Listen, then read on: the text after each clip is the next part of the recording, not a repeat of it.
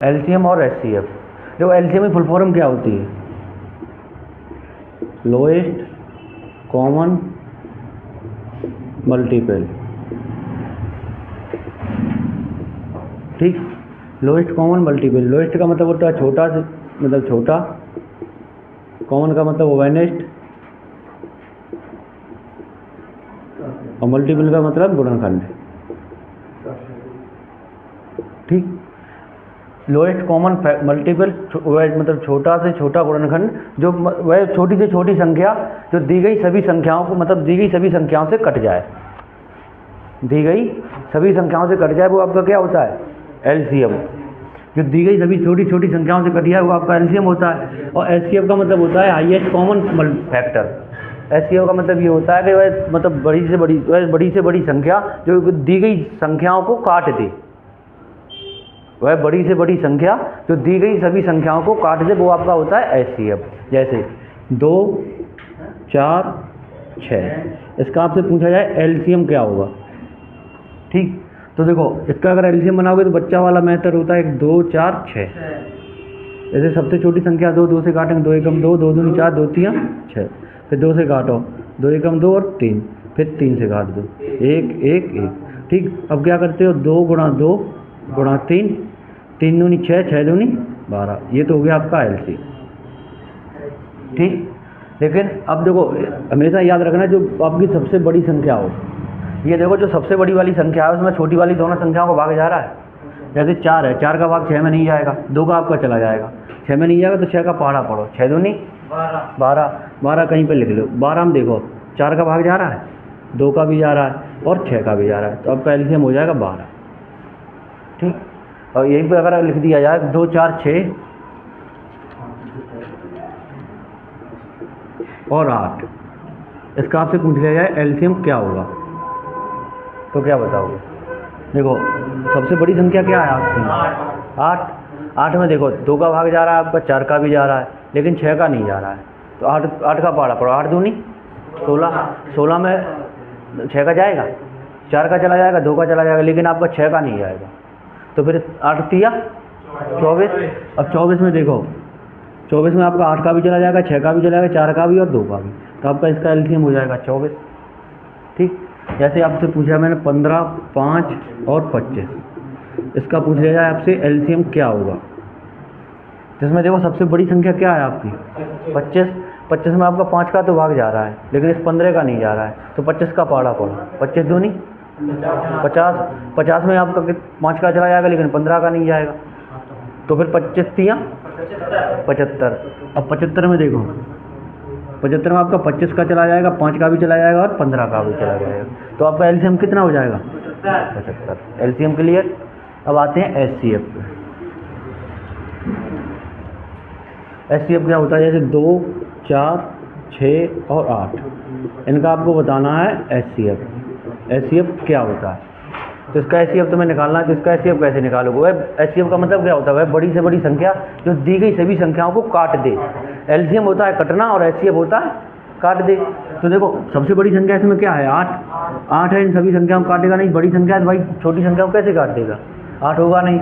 अब देखो 6 भी नहीं होगा, 4 है। अब 4 को देखो मतलब 6 से छोटी 4 है, 4 का देखो मतलब 8 में चला जाएगा, लेकिन 6 में नहीं जाएगा, तो फिर 4 से छोटी कौन सी संख्या है? 2।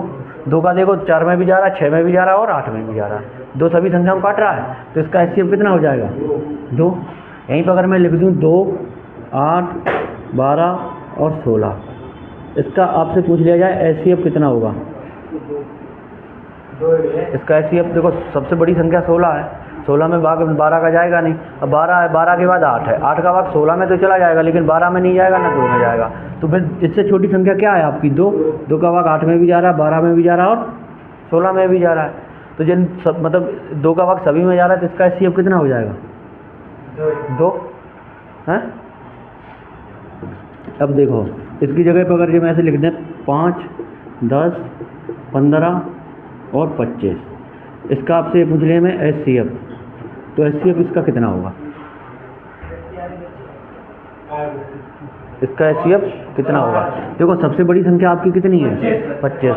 25 में देखो 15, 25 की संख्या को नहीं काट रहा है तो 25 छोड़ दो। 25 के बाद कौन सी बड़ी संख्या है? 15।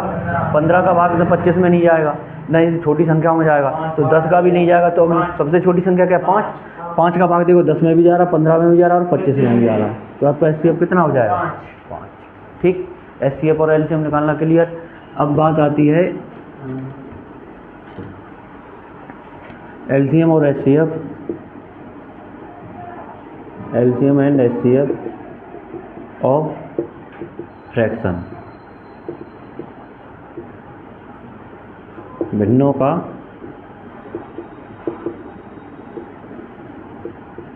लासा और मासा। ठीक है, तो इसका अगर लासा मासा निकालेंगे भिन्नों का तो कैसे निकालेंगे? जैसे आपको निकालना है भिन्न का लासा, भिन्न का लासा। अगर आपको लासा निकालना है तो जो निकालना है तो वो चीज़ आपको ऊपर निकालनी है, अंश का लासा बटे हर का मासा। और यहीं पे आपको अगर भिन्न का मासा निकालना हो, भिन्न का मासा, तो फिर अंश का मासा बटे हर का लासा। बस ये दो चीज़ें हैं। देखो भिन्न का लासा, अगर देखो LCM और FCF फ्रैक्शन वाली अगर वैल्यू आपको निकालनी है तो भिन्न का अगर आपको लासा निकालना है तो भिन्न का लासा निकालने के लिए जो चीज़ आपको निकालनी है वो अंश का निकालते हैं हमेशा। जो जैसे लासा निकालना है तो अंश का लासा निकाल दो, बचेगा क्या? मासा पूछा आपका, हर का निकाल दो। जैसे इसमें पूछा भिन्न का मासा, अगर मासा पूछा गया है तो भिन्न का मासा निकाल दो बटे नीचे हर का लासा। क्लियर? जैसे क्वेश्चन देखो,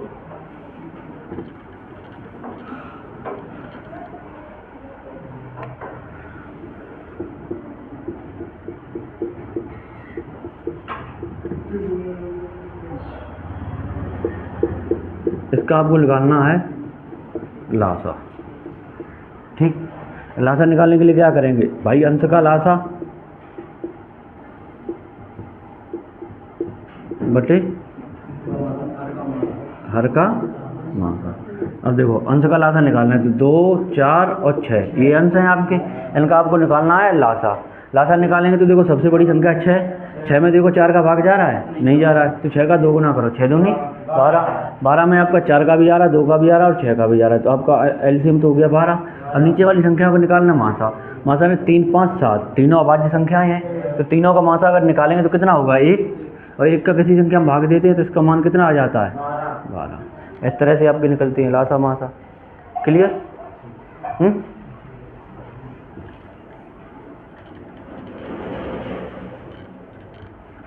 अब एक फॉर्मूला होता है आपका, पहली संख्या गुणा दूसरी संख्या बराबर लासा गुणा मासा। ठीक, जैसे एक क्वेश्चन आपको दिया गया,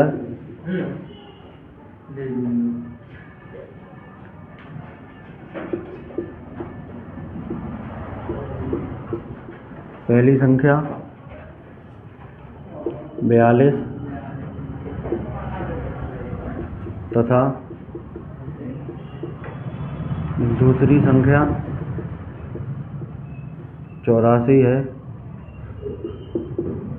तथा लासा आपको दिया गया है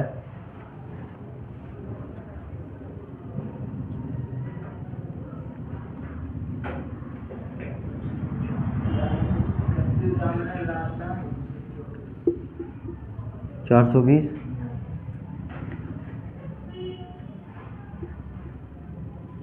तो मासा क्या होगा? ठीक, इस पे लगा दो। पहली संख्या आपकी कितनी है? 42। दूसरी संख्या कितनी है? 84। LCM कितना है?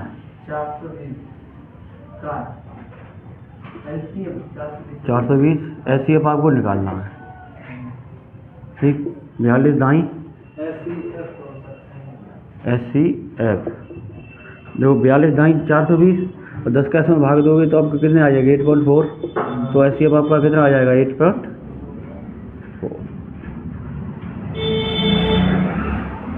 क्लियर है।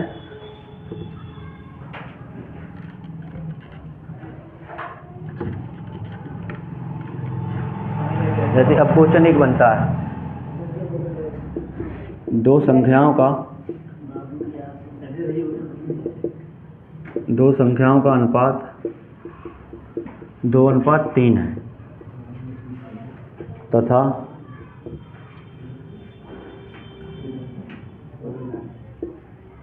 उनका मासा 12 है, तो छोटी संख्या क्या होगी। ठीक, देखो दो संख्याओं का अनुपात आपको दिया 2:3 है तथा उन संख्याओं का मासा आपको दिया 12, तो छोटी संख्या कौन सी होगी। तो देखो पहली संख्या और दूसरी संख्या, दो का अनुपात दिया है, कितना दिया 2:3। अब ये देखो रियल में आपको क्या दिया है, मासा दिया गया है, कितना है 12। तो देखो अनुपातिक संख्याओं को बना लो मासा, 2 और 3 का मासा कितना हो जाएगा 1, ये मासा आपको दिया 1, जबकि रियल में आपको कितना दिया 12। तो दोनों की मतलब दोनों मासा तो इसलिए आपस में बराबर हो गए।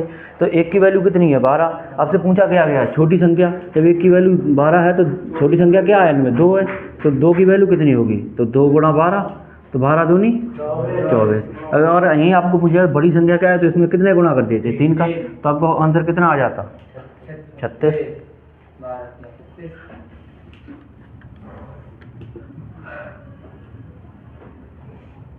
जैसे यहीं भी लिख दिया मैंने, दो संख्याओं का अनुपात 5:7 है और इनका मासा आपको दिया गया है 39, तो इसमें से पूछा गया बड़ी संख्या क्या होगी।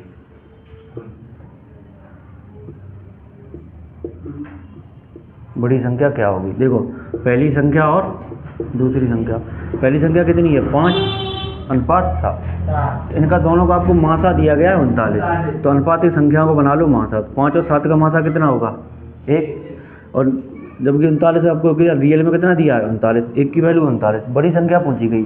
बताओ 5 और 7 में बड़ी संख्या कौन सी है 7, तो फिर भाई इसमें जब एक की वैल्यू मतलब 39 है तो 7 का गुणा कर दो, 63, 6, 21 और 6 27।